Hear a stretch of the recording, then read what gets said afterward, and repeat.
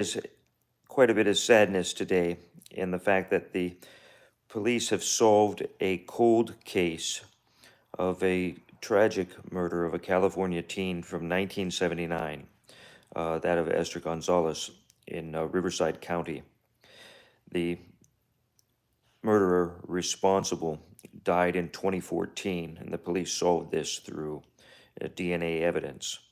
The very sad part of it was that her murderer actually called in the location of her body to the police. The way he did it was suspicious. The police brought him in for questioning, and when he passed a polygraph, they released him. Law enforcement has long felt that polygraphs have had usefulness in ferreting out people that are secretly doing nefarious things, getting people to confess to crimes that they wouldn't otherwise confess, and so forth. But I think it's time we face the fact that allowing them to do this is hurting law enforcement's efforts to bring people to justice. The fact is, and everybody who knows about polygraphs knows this, polygraphs do not work. They don't do anything. They actually don't do anything at all. The entire thing is just a dog and pony show, designed to cause the subject of the test to believe that you can see inside their mind and you can detect their lies. So a big part of the whole polygraph experience is that the subject is first taught all about polygraphs and their supposed efficacy, and the examiner will use a lot of statistics and show charts and explain how it works.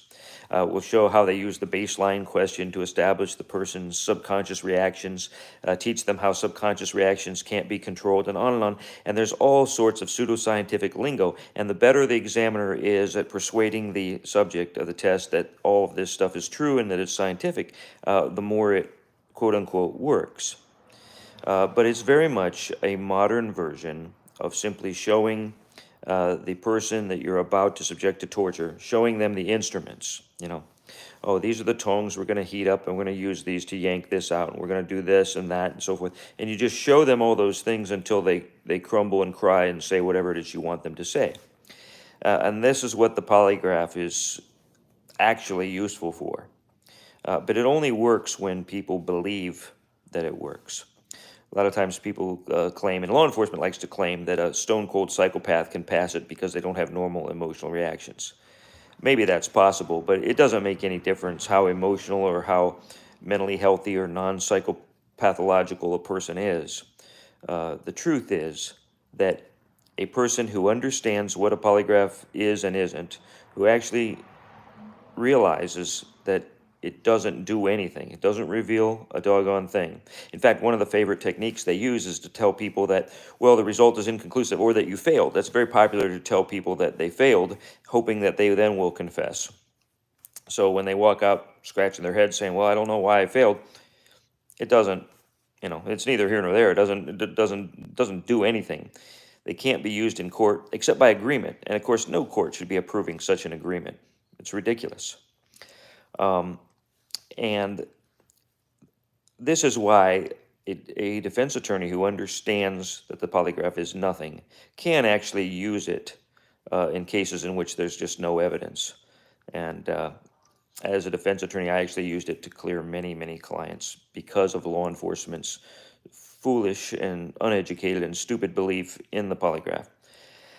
Like I say, it doesn't do anything. It's all nonsense. It's pseudoscientific rubbish. If only we did have such a thing, that would be great. It'd be wonderful to be able to just hook people up to it, starting with the politicians, and just watch them lie and see the lie detector work. But that isn't how any of this works.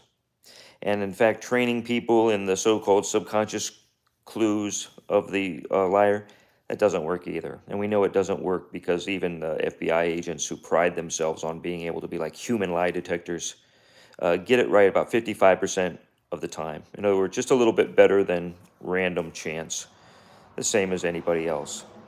We tell jurors to use the tests of truthfulness that they utilize in their daily life when they evaluate witnesses on the stand. and they clearly don't know what they're doing either.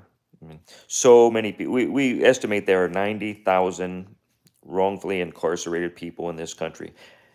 Most of them had jury trials. More than half confessed.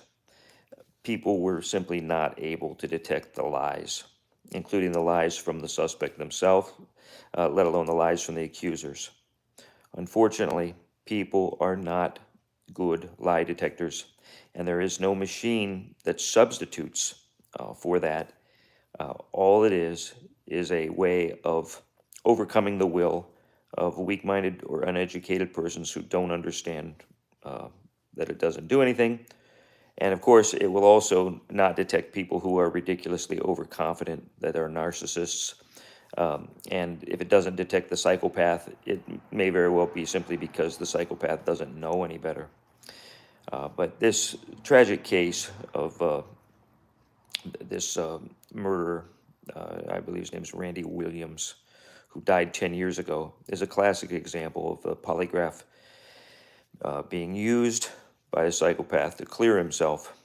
And it's, it's really hard to blame the suspect for this happening when it's law enforcement that should know better and that puts this unjustified faith in all of this nonsense and pseudoscience. And I'm not trying to destroy people's livelihoods. I understand there are all kinds of polygraph examiners out there that make lots of money doing polygraphs. My goodness, I used to hire them myself all the time, like I say, to clear clients as a defense lawyer. I mean, I wouldn't hire them. The police would choose them. The police would hire them. I would pay for it, though. My client would pay for it.